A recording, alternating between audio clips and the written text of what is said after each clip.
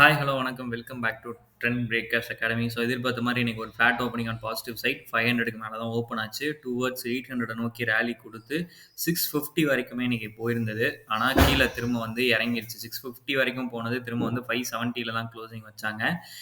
இப்போதைக்கு வந்து பார்த்தீங்க அப்படின்னா, டவ் ஜோன் அண்ட் நாஸ்டாக்ல வந்து டவ் ஜோன் வந்து ஓப்பன் ஆகி ஒரு நல்ல ஹை போயிட்டு இப்போ வந்து கம்ப்ளீட்டா டவுனு. எவ்வளோ ஏறுச்சோ அத ஃபுல்லாமே இறக்கி முடிச்சுட்டாங்க. அதே மாரி நாஸ்டாக் வந்து பார்க்கும்போது, அவன் வந்து இப்போதைக்கு வந்து நல்ல ஹைல போயிட்டுருக்கான். ஸோ ஒண்ணு வந்து நல்ல பாசிட்டிவ்ல இருக்கு. ஒண்ணு வந்து நெகட்டிவ்ல இருக்கு. ஸோ நாளைக்கும் ஒரு ஃபிளாட் ஓப்பனிங் தான் கிடைக்க போது. அது 25,500க்கு மேலேயே ஓப்பன் ஆச்சுன்னா, மொமெண்டம் பாசிட்டிவ்ல தான் நிக்கும். ஓகேங்களா? இன்கேஸ் 25,500 உடைச்சு கீழ இறங்குச்சு அப்படின்னா தான், கண்டிப்பா வந்து அடுத்த செல்லிங் இனிஷியேட் ஆகும்.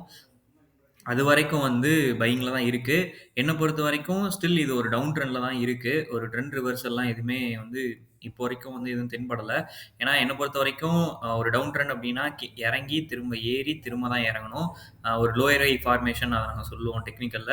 ஸோ இப்போதைக்கு அந்த லோயர் ஹை ஃபார்மேஷன்ல தான் இருக்கு இப்போ வரைக்குமே. இன்னும் வந்து கன்ஃபர்மேஷன் அப்டின்றது எதுவுமே கிடைக்கல. அதாவது ட்ரெண்ட் வந்து அப் ட்ரெண்டுக்கு போன மாரி. ஸோ அந்த கன்ஃபர்மேஷன் எப்ப கிடைக்கும் அப்டின்னா 25,800 தாண்டுனா தான் உங்களுக்கு வந்து ட்ரெண்ட் வந்து அப் ட்ரெண்டுக்கு மாறுன மாரி. ஆக்சுவலி வந்து இது அப் ட்ரெண்ட்லயும் இல்ல, டவுன் ட்ரெண்ட்லயும் இல்ல. எந்த ட்ரெண்ட்ன்ற கன்ஃபர்மேஷனுக்காக வெயிட்டிங்ல இருக்கு. ஸோ அப் ட்ரெண்டுக்கு வந்து பார்த்தீங்கன்னா, கிட்டத்தட்ட வந்து 26,000 வரைக்கும் ஏறிட்டு, திரும்ப இறங்கி, ஸோ திரும்ப ஏறுறதுக்கும் ரெடின்னு வைக்கலாம். நம்ம இப்ப எடுத்துக்கலாம். இல்ல அப்டின்னா கீழ இறங்கி, திரும்ப ஏறி, திரும்ப கீழ இறங்குறதுக்கு ரெடி ஆகுறதாவும் நம்ம எடுத்துக்கலாம். ஸோ இப்போ வந்து ஒரு கன்ஃபர்மேஷன் கிடைக்காத ஒரு பாயிண்ட்ல இருக்கு. இது அப் ட்ரெண்டா, டவுன் ட்ரெண்டானே சொல்ல முடியாது. ஸோ ஏற்கனவே ஒரு பேட்டர்ன் இருந்துச்சு. ஸோ அதனால வந்து செல்லிங் ஆகும்னு எக்ஸ்பெக்ட் பண்ணோம். அதே மாரி செல் ஆயிருச்சு. ஸோ இதுக்கப்புறம் வந்து ஏதாவது ஒரு ட்ரெண்ட் கன்ஃபர்மேஷன் கிடைச்சா மட்டும் தான் மார்க்கெட் வந்து லாங் ரன்னுக்கு மேல போகுமா? இல்ல திரும்ப ஒரு கரெக்ஷன் வருமா? அப்படின்றது வந்து அந்த கன்ஃபர்மேஷனுக்கு அப்புறம் தான் நமக்கு வந்து தெரியும். ஓகேங்களா? ஸோ எய்தர் அது வந்து அப் ட்ரெண்டாவும் போலாம், இல்ல டவுன் ட்ரெண்டாவும் போலாம் அப்படின்ற ஒரு சிச்சுவேஷன்ல தான் இருக்கு. இன் கேஸ் நாளைக்கு வந்து திரும்ப 25,500க்கு கீழ செல் ஆக ஆரம்பிச்சுச்சு அப்படின்னா, கண்டிப்பா வந்து டவுன் ட்ரெண்ட் போறதுக்கு சான்சஸ் இருக்கு. ஓகேங்களா? என்ன பொறுத்தவரைக்கும் 25,800 உடைச்சா மட்டும் தான் அப் ட்ரெண்ட். அதுவரைக்குமே ஸ்டில் இப்போதைக்கு வந்து ட்ரெண்ட் டவுன் ட்ரெண்ட் போற மாரி தான் இருக்கு. 25,800 உடைச்சுச்சு அப்படின்னா, நம்ம அப் ட்ரெண்ட்ன்னு எடுத்துக்கலாம். ஓகேங்களா? ஸோ நாளைக்கு மார்க்கெட் எங்க ஓப்பன் ஆகுதுன்னு பார்க்கணும். 25,500க்கு மேலேயே ஓப்பன் ஆகி மொமெண்டம் பாசிட்டிவ்ல இருந்துச்சு அப்படின்னா, டுவர்ட்ஸ் 800 ராலி குடுக்கும். இல்ல அப்படின்னா 25,500 உடைச்சுச்சுன்னா, கண்டிப்பா 25,200 வரைக்கும் கூட ஃபால் ஆக சான்சஸ் இருக்கு. ஓகேங்களா? ஸோ இன்னைக்கு வந்து மார்க்கெட் பெரிய அளவுல மேல ஏறுறதுக்கு காரணம் யாரு அப்படின்னா, பேங்க் நிஃப்டி கிடையாது. ஒரு மெயினே அதான். பேங்க் நிஃப்டி வந்து உங்களுக்கு சப்போர்ட்டே குடுக்கல இன்னைக்கு. ஸோ ஆரம்பத்துல இருந்தே ஒரு சைட்வேஸ் தான். பேங்கிங் செக்டார்ஸ் வந்து சுத்தமாவே உங்களுக்கு இன்னைக்கு சப்போர்ட் குடுக்கல. ஆனா ஐடி வந்து பயங்கரமான சப்போர்ட் இன்னைக்கு. ஓகேங்களா? ஸோ இவனும் வந்து பார்த்தீங்கன்னா, ஒரு டவுன் ட்ரெண்ட் போற மாரி தான் இருக்கான். ஸோ இவனுமே வந்து பெருசாலாம் ஒரு சைட்வேஸ்ல இருக்கான்னே வச்சுக்கலாமே. ஒரு சைட்வேஸ் போயிட்டு இருக்கான்.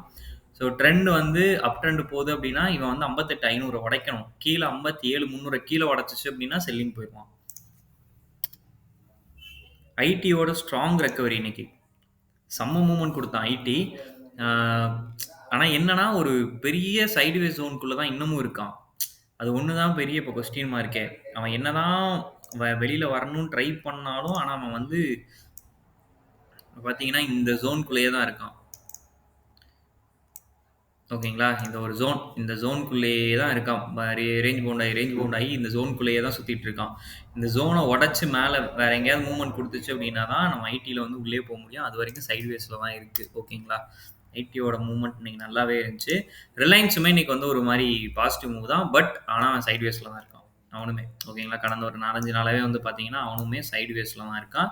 ஸோ ரிலையன்ஸுமே வந்து பெருசாலாம் எந்த மூவ்மெண்ட்டும் செல்லிங்க்கும் குடுக்கல, பையிங்க்கும் குடுக்கல. அவன் சைட்வேஸ் ஸ்டார்ட் ஆயிடுச்சு. அதே மாரி ஹெச்டிஎஃப்சி பேங்க் வந்து பார்க்கும்போது, ஹெச்டிஎஃப்சி பேங்க்குமே வந்து அத எப்படி சொல்றது? அந்த ஆல் டைம் ஹைய ரீச் பண்ணிட்டு கன்டினியூஸா வந்து அதாவது கேண்டில் பாசிட்டிவா இருக்கு. ஆனா அன்னைக்கு டேக்கு வந்து பார்த்தீங்கன்னா, செல் ஆயி தான் குளோசிங் வச்சிருக்காங்க. ஓகேங்களா?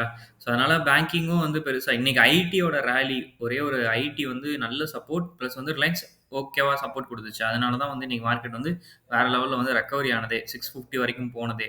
ஓகேங்களா? இல்ல அப்டின்னா திரும்ப வந்து செல் ஆக சான்சஸ் இருந்திருந்தது. ஏன்னா மத்த செக்டார்லாம் பெருசா வந்து பெர்ஃபார்ம் பண்ணல. எஃப்எம்சிஜிலாம் செல்லிங் நெகட்டிவ்ல தான் க்ளோசிங்கே வச்சிருக்காங்க.